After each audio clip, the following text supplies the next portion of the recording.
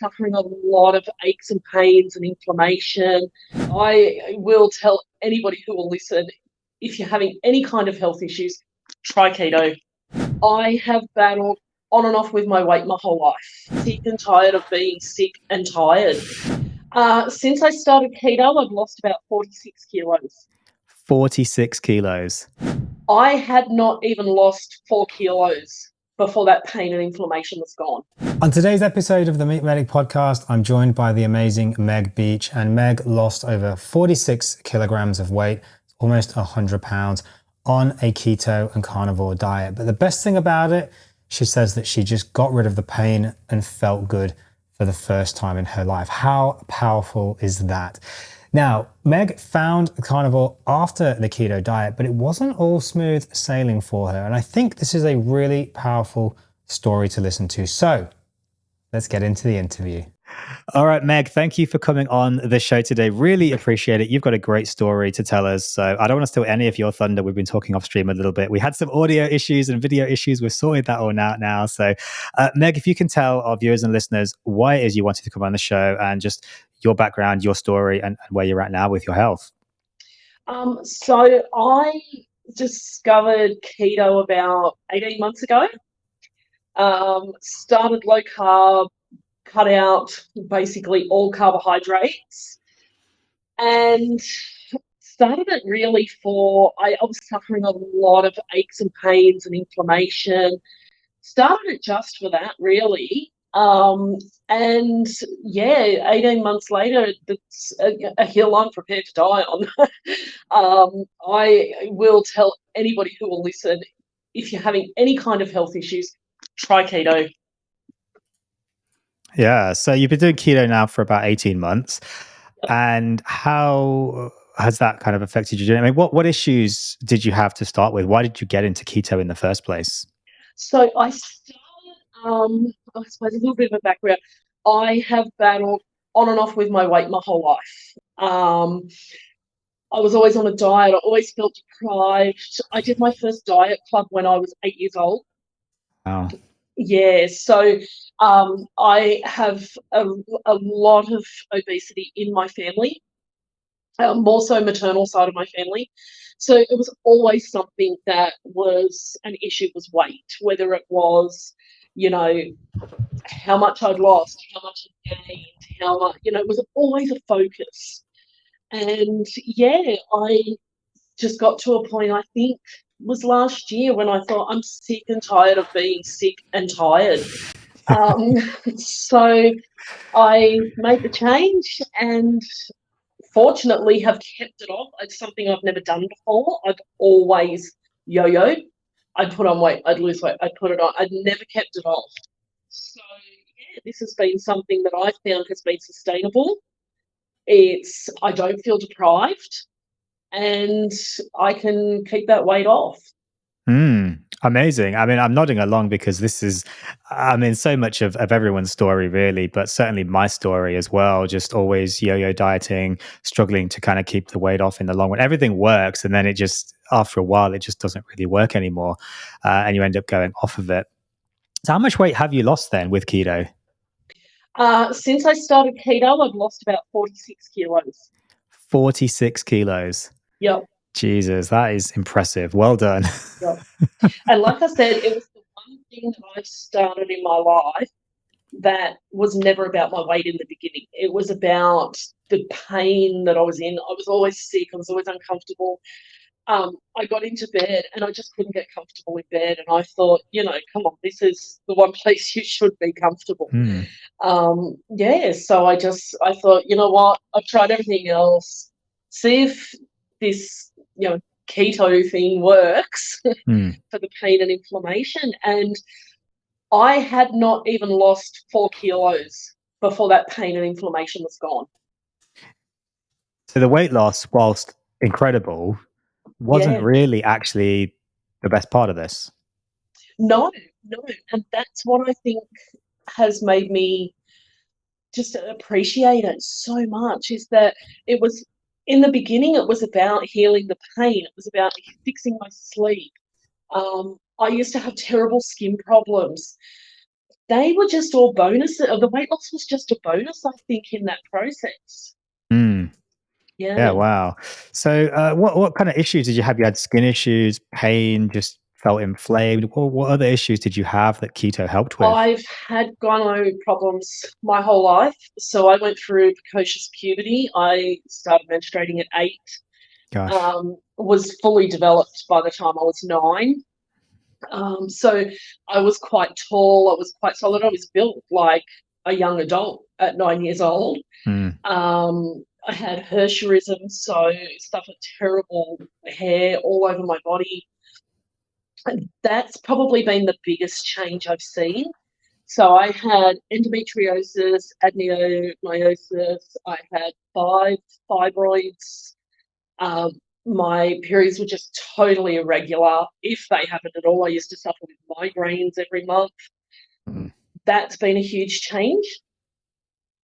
Yeah. So actually, I had a gyno follow-up 3 days ago, and in that follow-up, I now have 1 fibroid, and it was a 12-centimeter fibroid that has now shrunk to 6 centimeters.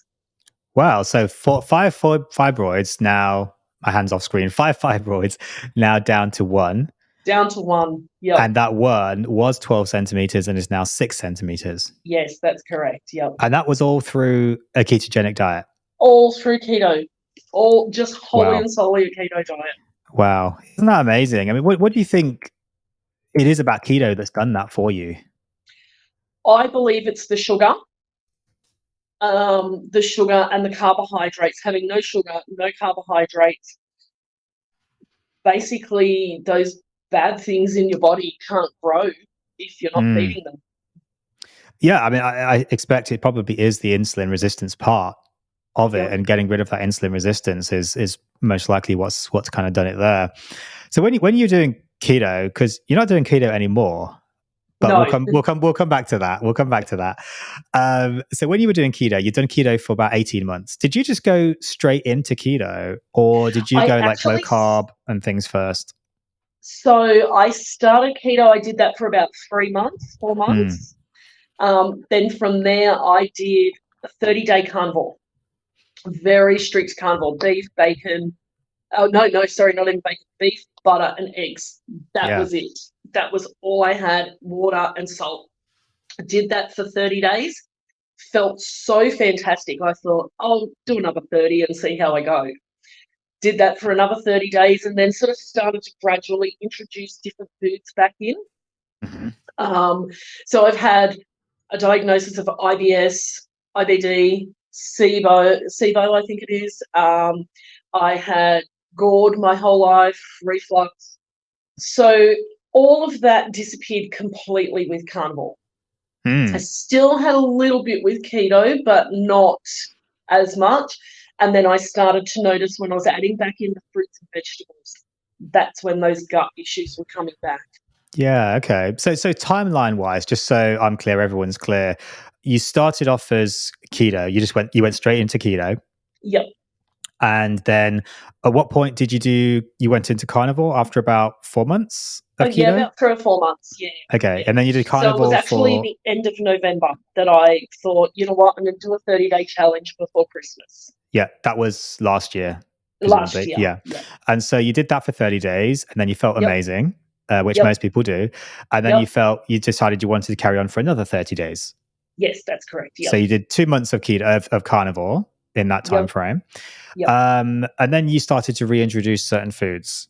Yes. Back into the diet. So what did you reintroduce then, and why did you reintroduce those? Not root vegetables, because I found they were really heavy.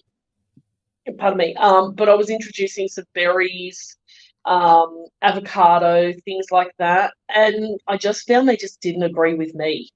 And how long did it take for those issues to start to surface again? Oh, I would say within a week. So pretty quick, actually. Yeah. Okay. So then what did you do after that? Because you were keto, then carnivore, now kind of back to keto, maybe ketovore again. Like, what did you do at that point then? Did you stay on keto? Did you go back to carnivore?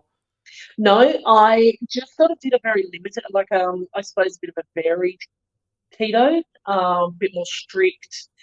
Yeah, and found that I was okay, but then I was having sugar cravings again. It was funny. I don't know why Interesting. at that time I was Hmm. having those sugar cravings again. Yeah, interesting.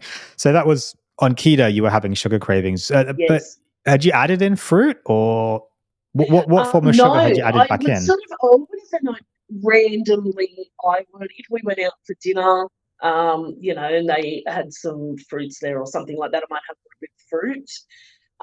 But yeah, no, it was very bizarre that just all of a sudden, as soon as I stopped strict carnivore, I had cravings again. Hmm. Interesting. So where are you at now then? Because obviously you did keto for 4 months, you did carnivore Mhm. for 2 months, you went back to a bit more of a keto. How long did you do that for? Um, Probably since March, and Okay. then it was only the last, since yesterday, I've decided I'm going back to strict, Strict really carnivore rely on. again. Yeah. Why did you go off the carnivore diet if it was feeling so good? I think just old habits, not old habits, just a little bit easier, I suppose, than having that one food source. If I went out, I felt a bit restricted in terms of going out. Hmm. If I went out, I had to eat before I went. So I just relaxed it a bit more in terms of, the keto. I traveled for a couple of months, or 2 months, I think it was, 6 weeks. I traveled through Asia, so that made it a little bit harder. That would have been tricky doing keto. I mean, certainly carnivore would have been Yeah, tricky. Even yeah. keto would be tricky. I mean, a lot of rice, noodle dishes, and that's all right. Yeah, Yeah, that must have so been no, tricky. that was something that was really, really interesting to to know when I did that, I wasn't as strict, and then I got those cravings back again, and all of those things coupled Mm, with going off the program. yeah. So the main trigger for you going off carnivore was kind of just like the social aspect, and then I suppose in a way getting a bit bored with the diet, just a bit Yeah, it was, not I enough suppose, a variety. little bit of boredom. Yeah. Um, I find I need the discipline of carnivore, but I miss that freedom of just, even if it's just going out, just being able to go out for dinner with friends, or um, yeah, I suppose that was probably it, Mm. really.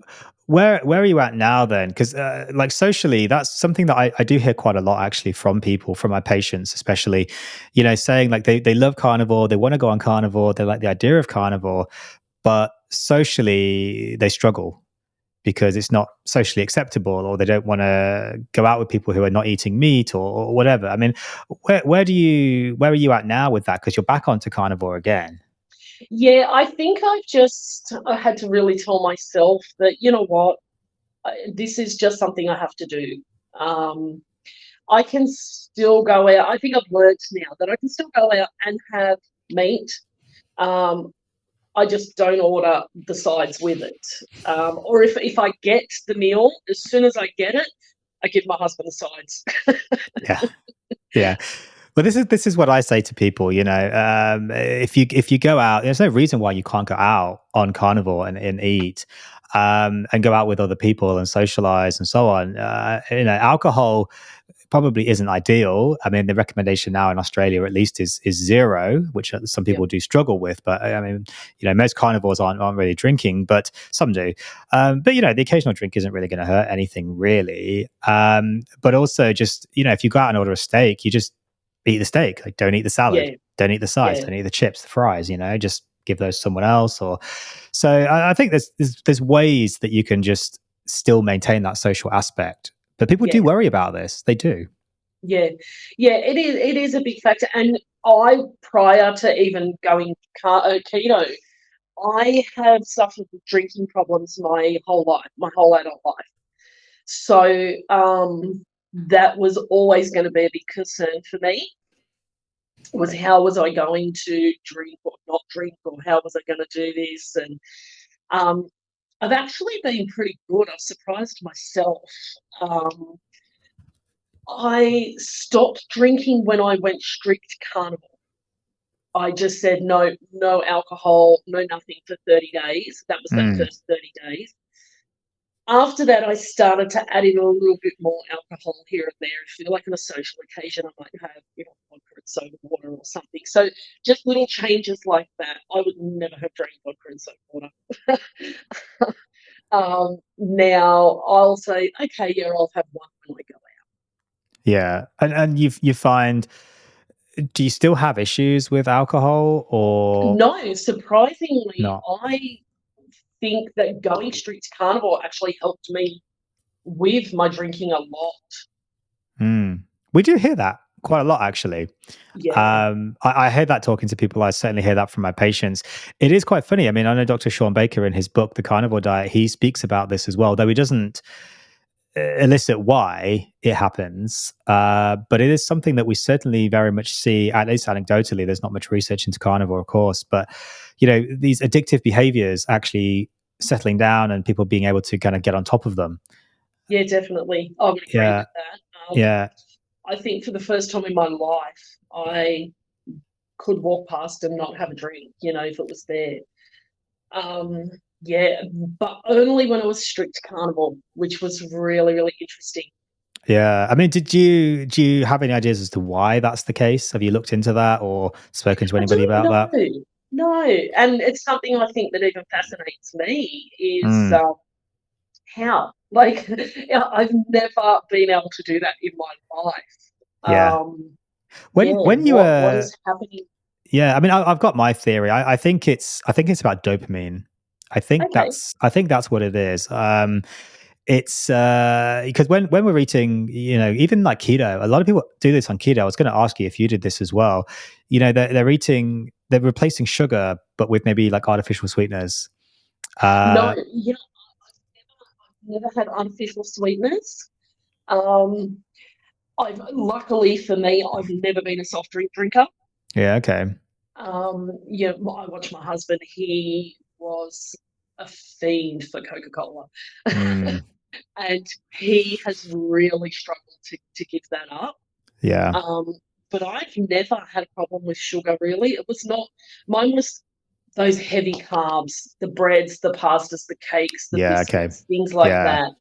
So it's still they're still gonna give you a big dopamine hit, and then the more dopamine we get, the more the brain needs to get the same effect, and just like any drug, and then so the more we want, the more we give it, the more it needs, the more we want, and it keeps going around in this vicious cycle of dopamine.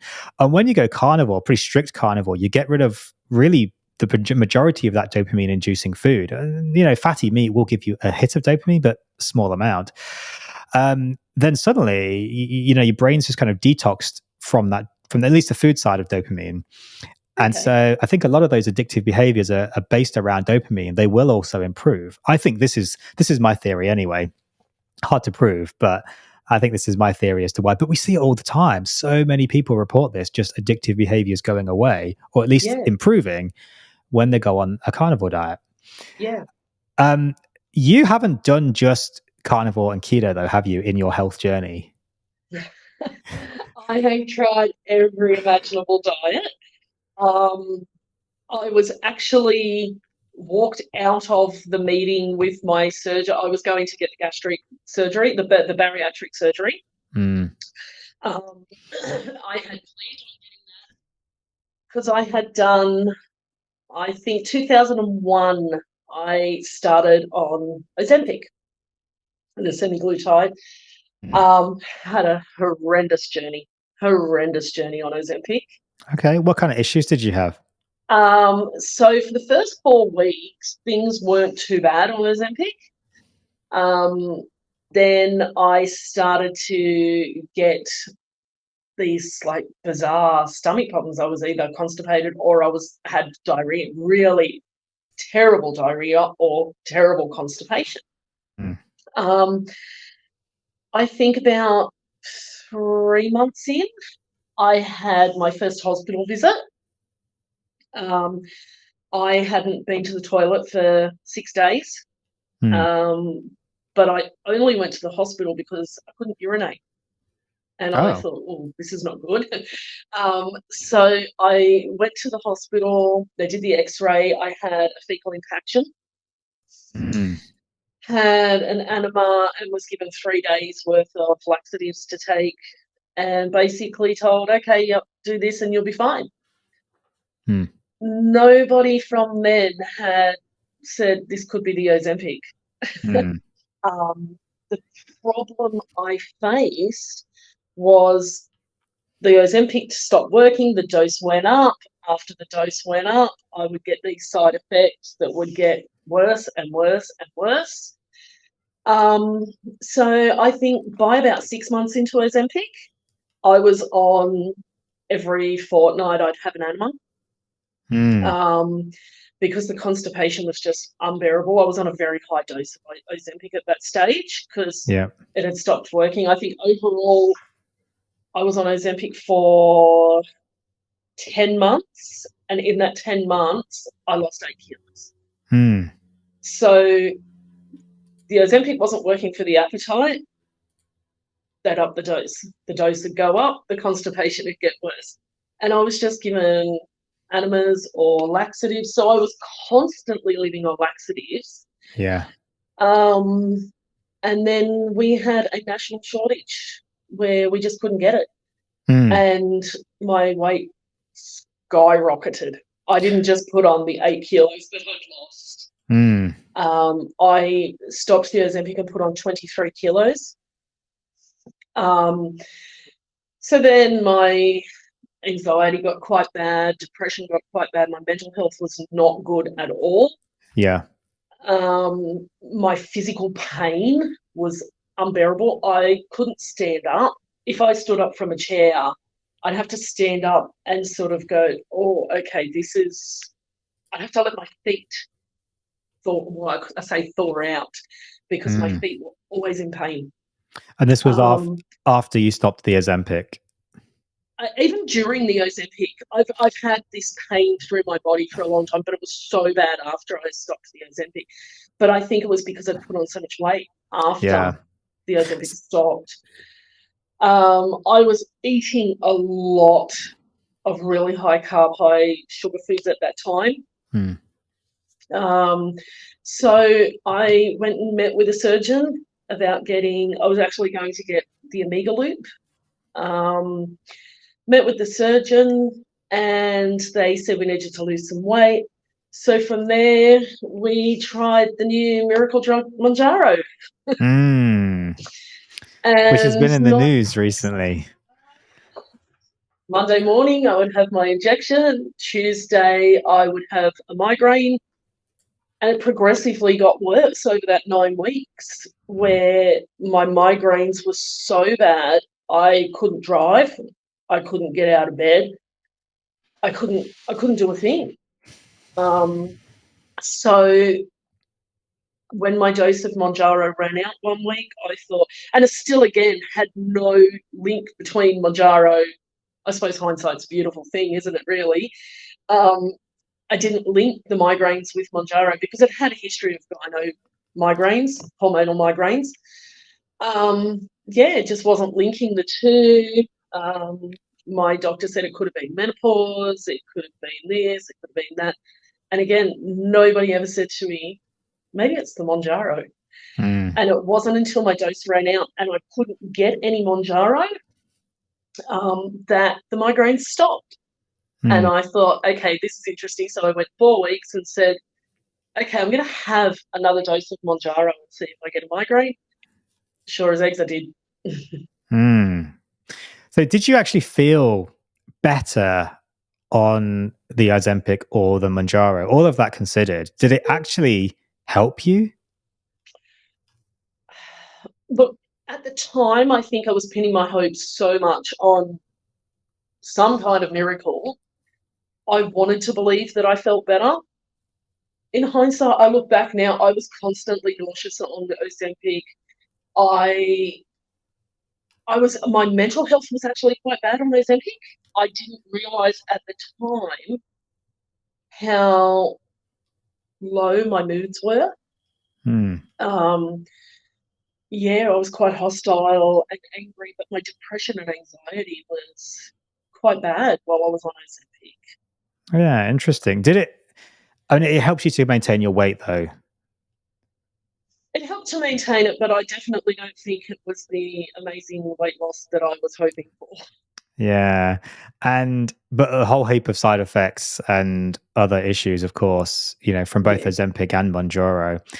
And then how long after that did you then kind of go back to that or find keto? I think it must have been about 4 months, 5 months. Again, when I come off the Mounjaro, I put a lot of weight back on. And yeah, just thought, it wasn't the weight that was concerning. Like I said, it was the pain that was concerning for me.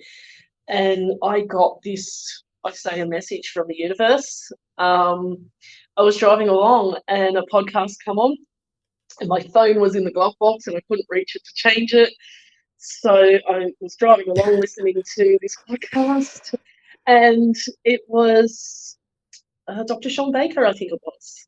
One of them, maybe Anthony Shafee, something like that, talking about how just changing that carb-based diet to a high-fat, high-protein diet can change the inflammation in your body. And I thought, you know what, I've got nothing to lose at this stage. Yeah. I need to be able to feel better, like physically feel better. Yeah, I was just in horrendous pain constantly. Yeah, I mean, it sounds like it. And I mean, I was looking back through just, like the notes that you sent me, and, you had so many issues going on. You also had type 2 diabetes. Yes. What's happening with that now? I actually am now seeing my endocrinologist yearly. That's really good. Yeah. So I was seeing them every 3 months, and he said correct me if I'm wrong, HbA1c, 1C, yep. Yes. Was looking so well that he's happy to see me every 12 months now. Yeah. Are you still on any medications, or are you off those now? No medications anymore. So you're off medications completely? Yep. So I have literally zero medications at all now. Yeah, wow. Isn't that incredible? How many were you taking at so many. Perhaps the height of when you were taking them? So when I was on Ozempic, I was on metformin. I was taking a range of different laxatives, probiotics. If you name it, I was living on Gaviscon and Metamucil and all these things every day. It was like this potion all day, every day that I'd be having. Yeah. And now, so what, like 10, 15, maybe medications a day? Yeah. Yeah. And did you end up none? Did you end up on insulin at all? No, but I was. You didn't. I made some changes. I probably would have. Yeah. So you went down from about 10 to 15 medications, maybe down to 0. Yeah. I literally have 0 medications today. Nothing. Yeah. Wow. Isn't that incredible, though? Yeah. And feel the best I felt. We put all this focus on. I was actually on cholesterol medication too at that time. Oh yeah, statins. Yes. How did you find those? I didn't really have any side effects or any problems with it. Well, not that I was aware of at that time. Looking back now and knowing about statins, I probably think, oh yeah, I did suffer a bit of this or that, or yeah. So very glad to be off them. Yeah. How much conversation did you have with doctors around the statins, just out of interest, now that you mentioned that? Was it ever explained to you any of the side effects of statins? No. Hey guys, I'm sorry to interrupt the episode today, but I wanted to let you know about the website over at themeatmedic.com. You guys can join for free, the free community where there's recipes, there's free guides, and of course, if you do want that little bit extra, you can upgrade to a paid membership as well. If you guys are wanting coaching, or if you're in Australia and you want a consultation, there's also details over at themeatmedic.com. Back to the episode. Not explained at all. There was no... It was sold as this wonder drug that was going to lower my cholesterol and everything would be wonderful. it was never, ever, ever once explained to me that they could be quite dangerous. Did you ask what the side effects were, or? I think at that stage I was just so believing in my doctors and how, they knew best. I have to trust my doctors. They knew best. Yeah. I mean, I had a conversation with someone yesterday, in fact, actually, and they were taking a statin really just for high cholesterol, but they really didn't have any other risk factors at all. And I asked them, okay, well, I mean, they've got high blood pressure, but a statin won't really help with that anyway, of course. So I asked them, why are you on a statin then? Oh, my cardiologist started it. I mean, I don't even know why he's even seeing a cardiologist anyway, with no risk factors or anything. But he said, oh yeah, my cardiologist wanted me to be on it because I had a slightly raised calcium score. So I said, okay, fine. I mean, that's not entirely unreasonable. So I said, okay, well, what conversation did you have around the statins? He's, oh, yeah. They spoke to me about, some of the side effects, and, we agreed that I would start it. I said, okay, what side effects did they mention? Oh, they said I might get a bit of muscle ache. I said, okay, that can happen, certainly. Did they mention any other side effects? No. Zero. No. I said, what about, the risk of diabetes? No. The risk of hemorrhagic stroke? No. No discussion around these things. The coenzyme Q10 depletion and potentially increased risk of cancer, because of that. No conversation around these things. What about low mood, cognitive impairment, low testosterone from low cholesterol? No, none of these conversations at all. And he was kind of really angry with the cardiologist for not actually discussing any of these things at all. Wow. And then I said, how much do you think, I asked him, how much do you think this statin is going to increase your life expectancy by? And he said, I don't know, probably a couple of years. No. On average, for primary prevention, he was taking it because he hadn't had a heart attack or anything. It's about 3 to 7 days. Oh, wow. On average, that's how long it extends people's life. 3 to 7 days. Wow, that is insane. I know. It's really not very high at all. And yet everyone's just being put on them with almost no discussion. Yeah, well, that's what I mean. Every time I seen a doctor for my medications, it was always just, this is what you need. A lot of the conversations come back to, because you're type 2 diabetic, you need this medication because your cholesterol's not very high, but, you're type 2 diabetic, so we'll just put you on this cholesterol medication anyway. Yeah. The thing is with that, that is the Australian guidelines. I'm sure it's probably the guidelines most of the world. But what they never tell you is that the statins probably will increase your insulin resistance and your glucose levels even further. Oh, wow. Yeah. Which is why you actually, the number needed to harm for diabetes, so the number of people you need to treat to give one patient diabetes is anywhere from about 100 to 200, depending on which studies you look at. The number needed to treat to prevent one non-fatal heart attack is about 200 to 300 for a statin. Wow. So you're on average more likely to develop type 2 diabetes than you are to prevent a heart attack from taking a statin for primary prevention. So if you've never had a heart attack. Yeah. Isn't that just crazy? But they never tell you that. No, that's right. And it's funny because my GP is very good. She's been wonderful with me. But I found my specialists have actually been the ones that my specialists have put me on all of the medications I've ever been on.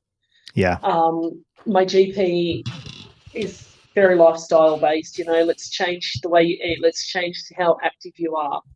All of those things, but my specialists were the ones that put me on all of my medications. Yeah, I see this quite a lot. I mean, obviously, because, I do the lifestyle medicine, I'm trying to get people off medications. I'm trying to help them with diet and exercise, sleep, stress, all of that side of things as well. Sounds like you've got a good GP. Hold on to them. Yes, she's fantastic. Don't let them go ever. But I do see this a lot. Yeah, the other kind of specialists often are just putting people onto medications. What's the endocrinologist said about the diabetes and about your diet now? In the beginning, I was a little bit nervous about telling them. Because, they're very big on the, no, you need to be eating more whole foods, fresh fruit, vegetables, the 6 grains a day. Just gives me heartburn thinking about it. I know. So I was a little bit nervous, but when I did tell him what I was doing and how I changed it, because at first he said to me, "How have you lost so much weight so quick? Your sugars are amazing. Your inflammation's dropped." Everything had changed. My liver function, my kidney function, everything had seen a massive improvement, except my cholesterol. Everything had gone, so well. And I said to him, "Look, I'm going to tell you what it is." And when I told him, he said to me, "You know what, as a doctor, I can't advise you to continue this." He said, "But if it's working, do it." He said, "Because we're seeing here in the numbers." Yeah. So why do you think he said to you then that he couldn't recommend you carry it on if it was working so well? I think a lot of it comes from guidelines, rules. Because he said to me, "Look, as a doctor, I can't advise you to continue this diet, but if it's working and we're obviously seeing that you're getting these fantastic results, keep doing it." Yeah. I mean, there's nothing in the guidelines that says you can't do a carnivore diet. Yeah. And I don't know. I don't know whether that's because, when you're taught through uni that this is the way it's supposed to be, or yeah, I think it is challenging. I mean, I did a recent video on, the medical system and how it's broken, and there's so many things that go into that. But this is something we do see a lot. People just massively improving their health, and then doctors just saying, "Oh yeah, great, pat on the back and off you go." But they're not actually willing to learn. Did your endocrinologist say anything about or express any desire to kind of learn more or talk to other people about what you'd been doing? Not at all. No. That's just makes me so angry. Yeah, no, not at all. There was never I'd like to find out more or learn more, or because it's obviously working. Shocking, no, isn't nothing, it? nothing else. So you obviously you've had obviously since 8 years old, dieting, yo-yoing, weight up and down, of course, gaining 30, 40 kilograms, losing 40, 50 kilograms, going just backwards and forwards. Ozempic, Mounjaro, all these things that helped you with your weight, but never actually really helped you with you as a person. No. And then eventually, of course, you found keto, went into that, great results almost straight away, and then into carnivore. Did you have any other issues with carnivore? You said you stopped it because it was just getting a little bit boring and a little bit, socially. But did you have any other issues with the carnivore diet? Not really, no. In the beginning, when I first started carnivore, I had some sleep issues. I just had so much energy, I couldn't sleep. I had some problems with feeling like heart palpitations. My heart was racing. But once I started to make sure that, I was drinking enough electrolytes and stuff like that, really making sure that everything was balanced, that didn't last long. But no, look, overall, I found carnivore to be amazing. Yeah. From start to finish. It was amazing. Yeah. So you're back onto a pretty strict carnivore. I think you mentioned lion diet? Yes, lion diet. Yeah. So why have you kind of picked lion diet now, which is, of course, just pretty much just to meat, like nothing else? Yeah. Why have you picked that? I see it as a factory reset.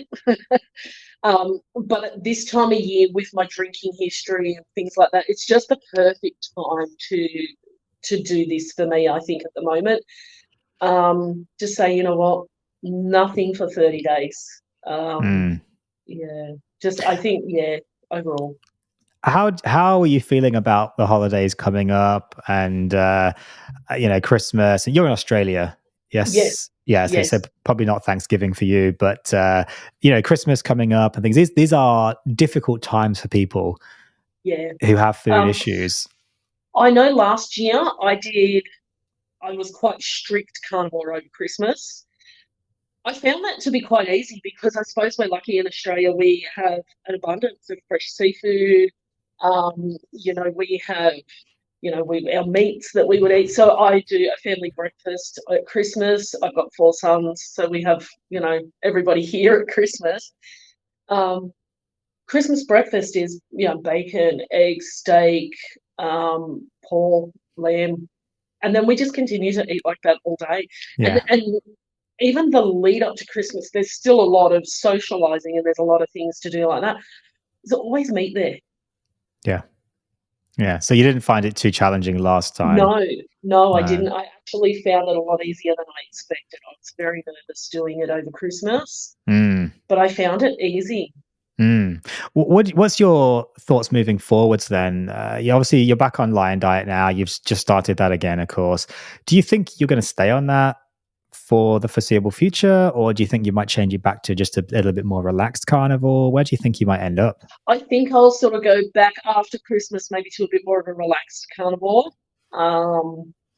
Look, in saying that, if I'm really strict over Christmas and I'm feeling amazing again, I'll just do it. I have to set myself little challenges. So I'll do another 30 days and then do another 30 days. And really just see where it takes me from there. Yeah. And as someone who has struggled with weight, obviously most of your life, and all those other issues, of course, had issues, with doctors never really talking to you about diet and so on, just wanting to put you on medications. What advice would you give someone else if they're listening to this, if they're in a similar position to you that when you were, what advice would you give to them? I would definitely say try it.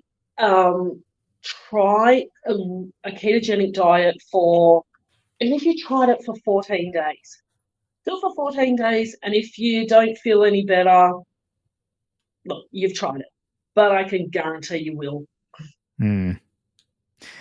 Any resources that, I know you mentioned Dr. Sean Baker or whoever it was you listened to on the podcast. I mean, any resources that were helpful to you that you think would be helpful to other people? Definitely a lot of the online community. So whether it's, on Instagram, Facebook, things like that, they've been really, really helpful. I found most of them to be really friendly, actually, and quite lovely people in general. There's a really good one on Facebook, I think, called Sydney Low Carb Specialists. And they hold a social group every couple of months. So I got a lot of my information online, I think, because I wasn't getting the answers from doctors. Yeah. Every time I spoke to a doctor, it was, no, you need to still be doing this. So a lot of it, I suppose, seemed to be underground. Which is sad, isn't it? It is. It's really sad. Accessible. Yeah, I really do. I mean, I try, of course, with my podcast and with my patients, but it does sometimes feel like it's just an uphill battle. Oh, definitely. Yeah, it really does. But how do you think that's ever going to change? What do you think? I think with people seeing the results, I know my family, we have a lot of people who have struggled with weight in my family. Everybody's been on a diet or they're doing a diet at the time. And when I told them what I was doing when I first went keto, and they all kept saying to me, wow, you look great, your skin's all cleared up. I used to have terrible, terrible rosacea. They said, your skin's cleared up, you just look bright, you've lost weight, what are you doing? And when I tell them what I'd eat in a day, they go, no, that's not healthy. And I just say to them, well, it's working. It's crazy, isn't it? That it's working. I know. It's crazy. People can't hear me laughing if they're listening in the car on the podcast, but I'm just laughing because we see this all the time. People say the same thing all the time. They look at you and they're like, oh my God, you've lost so much weight. Your skin's glowing. You're carrying yourself so much better. Like, you're pain-free. Like, what is it? I must do what you're doing. And then you tell them, yeah, I pretty much just eat meat. I don't eat any vegetables. And they're just like, oh my God, you're going to die. Yes. It's like, they just flip from one to the other, don't they? It's, oh my God, I could never do that. People are just so ingrained, aren't they, that vegetables, grains, seeds, nuts, these things are really good for us. It's so hard for people to kind of get. Do you tell people now that what you do, or do you just not really mention it to anyone? If people ask and they're genuinely interested, I'll tell them.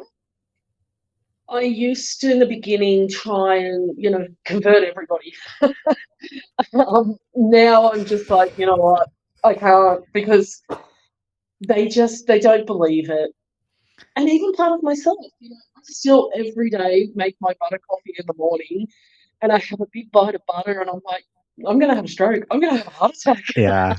I'm still like that. I mean, I used to be so zealous with it, and to a fault, I'm sure. And then I realized, that people just, talk about it if you're invited to talk about it. Otherwise, just do what you do, and that's it, because nobody wants to be told their diet's bad. And we see this all, whatever their diet is, nobody wants to be told it's bad. And but yeah, I still find myself just like, I'm sitting there eating just like a massive tomahawk or something, and all this talk of food's making me so hungry. I haven't eaten in like 4 days. I'm halfway through a 7-day fast at the moment. I'm so hungry. But I find myself just thinking, like, is this actually okay? Yeah. But then I look at my results, I look at my numbers, I look at just how I feel, look in the mirror, all my problems went away. I just think there's no way that this could possibly be that unhealthy.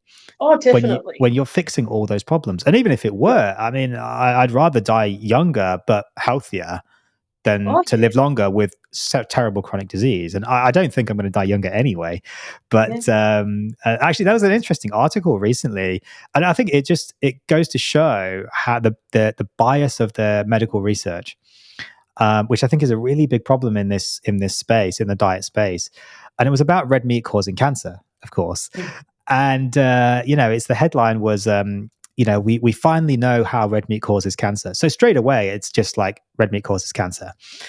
And it was actually about iron, and it was the heme iron in red meat that doesn't happen in plants. You get non-heme iron in plants and heme iron in red meat. And it said that heme iron activates this telomerase enzyme, which extends cell telomeres, which basically makes cells live longer, or allows cells to live longer, is maybe more accurate. And it was saying that, well, this maybe causes cancer because it allows cancer to stay alive by activating the telomerase enzymes. But the other way of looking at it is, well, hang on, if red meat makes my cells live longer, that's a good thing. Yeah. Because I'll probably live longer, because longevity is all about extending telomeres. Longevity medicine, living forever, is about extending telomeres. So if red meat can help you extend telomeres, surely the better headline would be red meat makes you live longer. Yes, definitely. But no, just red meat causes cancer. It's just shocking, isn't it? It is. It's terrible. But interesting you were saying about doing your fast. I found that fasting was really, really good for me too through this process. Yeah, so you did some fasting as well. Yeah. So when I'm at my strictest, I generally do 1 meal a day. And I find that if I'm like got joint pain, like my knees might be playing up a little bit, or if I've been in the gym and I'm quite sore and uncomfortable, if I do a fast for 36 hours, 72 hours, I feel amazing. Yeah. I actually feel really, really good. I heal quite quick. So you've done some of those longer fasts as well, not just intermittent fasting. Yeah. So I think my longest I did was 4 days. Yeah. By the end of the 4 days, I was like, I need food. I wasn't Yeah. in my mind. I wasn't hungry. Yeah. The longest I did was 14. Oh, wow. Yeah. That was probably too long, actually. Yeah. I don't plan on Did you repeating feel that. better? I felt like really good for the first kind of 7 days. I felt like 5 days, I felt incredible. 7 days, I was a bit, I'm still feeling really good. And I was losing loads of weight. And this was like pre kind of carnivore and stuff. So I was terribly overweight. I really needed to do something. And so I carried on. I just thought, I'll go as long as I can go, and we'll see. I was monitoring myself, like with blood tests and stuff, to make sure I wasn't at risk and so on. And by the 14th day, I was, so like by the 10 days, I was struggling. Okay. I was really like, okay, I'm just going to keep going just for the sake of it, but I probably should have just stopped actually. And by like the night of the 13th day, I was just like, I felt not great. Basically, Oh, wow, that's I felt interesting. really not good. But I just kind of, I'll go to bed and then I'll do it 14 days, and I can say I've done 14 days. But yeah, by the end of that, I was just like, I need food. Like, Yes. really need food. Yeah. So I wouldn't probably recommend people do a 14-day fast. It's very long, but 5 to 7, yeah, like there's so many benefits in these occasional extended fasts. Occasional being the word, maybe like once a year or something, but certainly the 2-3 days, yeah, definitely so much benefit. Well, I am planning after Christmas to do an extended fast, and I was sort of, do I do, 4 days, 5 days, 7 days? How long do I do? Yeah. So I thought, I think I might do that after Christmas. Yeah, I think three days, if you look at the literature, the research, and just the effect on the body, the risks, everything, probably 3 days is going to be optimal for most people with all of that combined. The benefit probably maxes out at about 7 days when you look at things like growth hormone, rise and insulin resistance dropping and all that kind of stuff. But 3 days is probably the sweet spot for a lot of people. But I find with fasting, even intermittent fasting, so many people just think they can't do it. Well, I would never have been able to do that while I was on a carbohydrate diet. Yeah, interesting. Yeah, but now you're fueled by fat. Hunger all the time. Yeah, but now you're fueled by fat. It's just probably a lot easier. Yeah, definitely. Yeah, I don't feel that physical hunger. I think I eat more out of knowing that, I probably should eat. I didn't have anything since yesterday. I probably should have something to eat today. Family time dinner is always something that, I'll sort of go, I probably should sit down with the family and have dinner. Yeah. Yeah. It's funny that, isn't it? When you change your relationship with food just becomes nutrition and everything changes, doesn't it? It's amazing. And the other huge factor that I noticed was my two youngest sons are 16 and 9, and both of them have had diagnosis of ADHD, behavioural problems, learning difficulties, everything that goes in that basket. So when I started keto, and then my husband gradually started to, move over to that world, it was no option for my kids. I just said, no, I'm not buying the packet snacks. I'm just not buying this or that. The behavior change in those two boys was phenomenal. Yeah. So incredible to see. I mean, I hear this from patients. I hear this from parents. I saw this in my kids. When you get them off the sugar, their behavior just improves so dramatically. Massively. Yeah. And while our middle daughter, Charlotte, she's never been diagnosed with anything, but she's certainly got some autistic traits. There's really no doubt about that. I wouldn't even call it behavior, but I suppose you could call it that. The way that she just acted, her mannerisms, everything just improved so much when we put her on essentially a ketogenic diet, almost a carnivore diet, just basically meat and fruit is pretty much all we eat in our house. The kids eat the fruit. I don't tend to eat that. Everything changed. The other thing I found really useful for her was raw milk, interestingly. Okay. Yeah, we really noticed the difference when we put raw milk into her diet rather than just normal cow's milk. Massive difference in her behavior. Isn't that interesting? Yeah, really interesting. And so many people have told me this as well. Parents, patients, people off YouTube and so on, commenting on videos where I've mentioned it. Yeah, definitely. There's a lot of anecdote, yes, but seems to be a thing there. But there is, I believe, some level of research into this saying that this could be a thing, but I don't think there's any great research, but it's really interesting.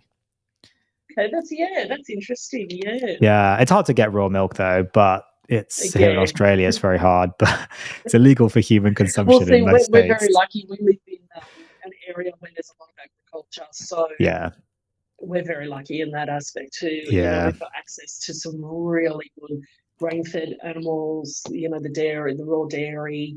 Yeah, so we're very lucky to have access to that. Yeah. I think we are lucky in Australia. Our meat is of very good quality, whether it's grain-fed, grass-fed, organic, whatever. It's all typically very, very good. So I think we're lucky in that sense. Yeah. Yeah, we are very lucky. This has been a fantastic conversation, Meg. Thank you so much for coming on the show. I'm conscious of time. Yep. How are you on social media? If people want to get in touch with you or follow you, where are you at? Yeah. Look, I'm pretty quiet on social media. I do have all the handles. Just Instagram Beech BEECH.meg. Facebook Meg Beech. That's really all I've got. Okay. Well, I'll make sure to put those things in the show notes. Make sure just send me your handles just so I get them perfectly correct, and I'll put those in the show notes, of course. Thank you so much for coming on the show, Meg. It's been really nice talking to you today. Thank you so much for having me. You're very welcome. It's my pleasure, of course. I think what today's kind of episode has shown for me, and hopefully, of course, people listening and watching, of course, is the weight loss was fantastic, but the other benefits of that keto carnivore lifestyle definitely were just huge. Yep. And there's probably a lot that I haven't even mentioned because there were so many things that improved. Yeah, no, I'm sure. Thank you again so much, Meg, for coming on the show. I feel like we could probably talk for another hour, but maybe we can get you back on the show at some point. Thank you so much. Have a great day. Okay, thank you, Dr. Suresh. Bye. You're welcome. Bye. And thank you guys for tuning into this episode of the Meat Medic podcast. We'll see you in the next episode.